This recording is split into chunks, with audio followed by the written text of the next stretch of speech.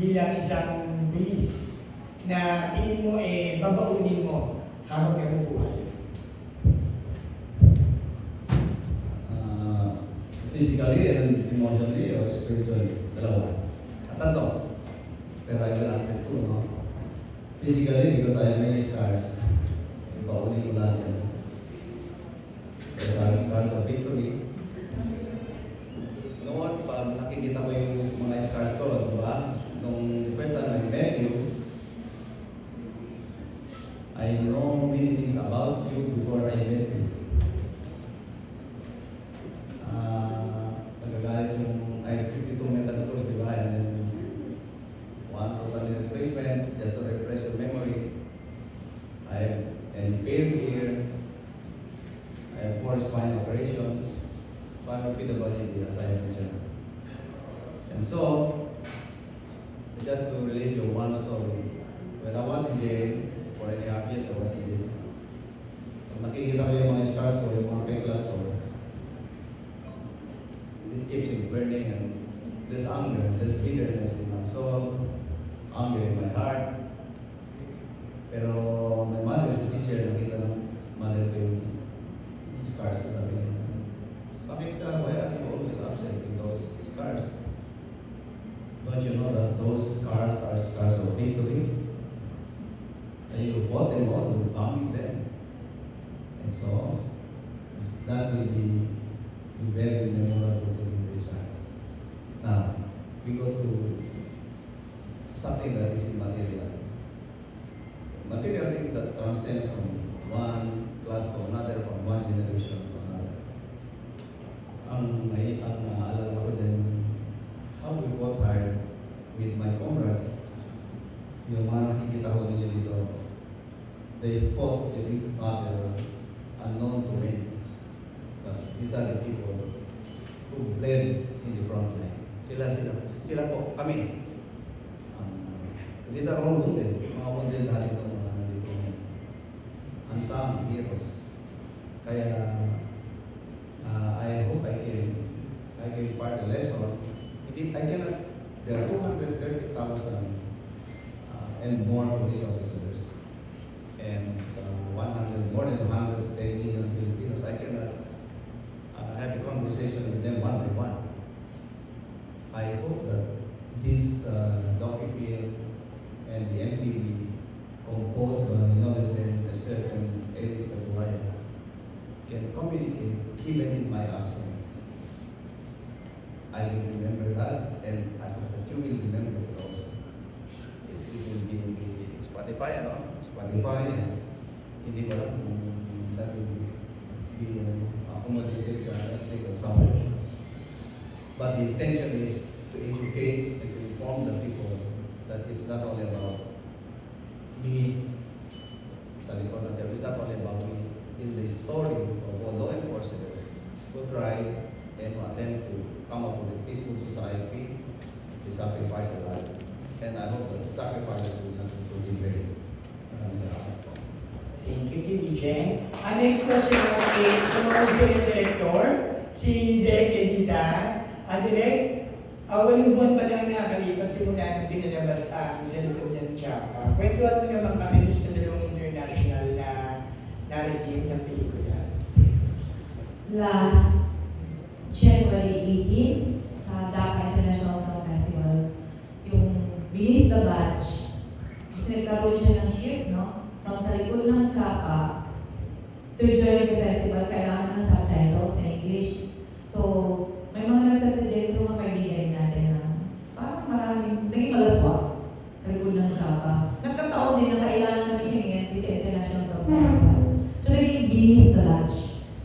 Ang first sinubok namin sa South Africa o sa Collegial Valley, mga professors na nanood. Tinitigan, sabi kasi nila na i-testing mo ang sa mga academe. So, maganda naman ang review. So, nag-entry kami sa Dhaka International Film Festival. That was January 7 to 14. At nanalo ng Special Mention Award ang Beneath the Badge. And nag-join din kami, nag-submit kami. So, parang hindi namin, kahit lang namin na-realize, hindi naman nakanta na major award pa rin na parang na namin last March 15.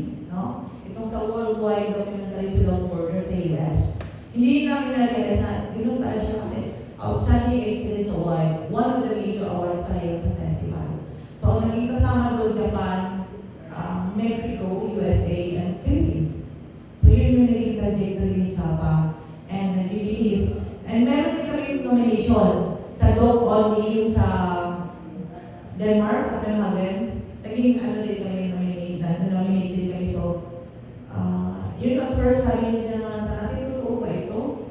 Sabi ko, totoo sir, ito yung tuloy eh. Kasi we did not expect, from the very start, we did not expect na maging pelikula ito. Hindi, di ba sir, nag-uusap lang kami, then, ang target was 15-minute documentary produced na sa Philippines, di ba? Lumaki ng lumaki at naabot namin yung festivals. So ngayon, 2 awards kami, isang nominations, international. So yun yung pinaka-update po namin. Si Sir Hansel naman may update din kasi may mga ginagawa yung blast screenings, di ba? So, baka sir gusto may share sa kanila saan na umabot yung proceeds na blast screenings na rin. The process of the, well, I have to tell you that yung mga process ng Dr. Phil, yung mga hinita ng Dr. Phil, with the MOA, with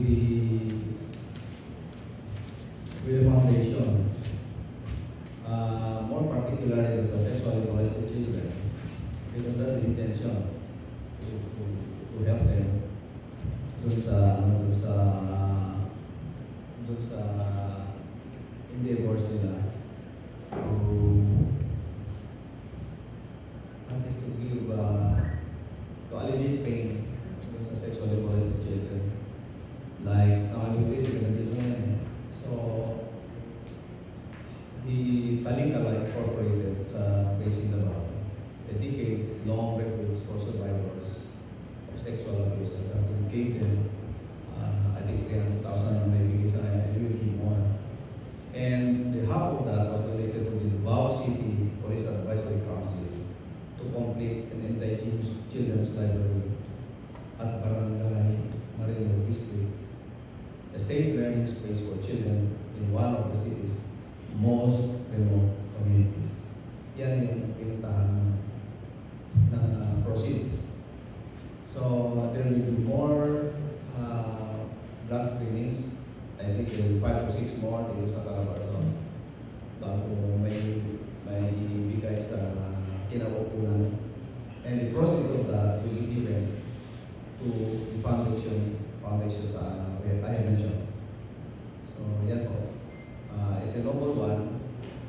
It's bigger. Hindi yan malaki kumpara doon sa mga dinanas ng mga kababayan natin dito.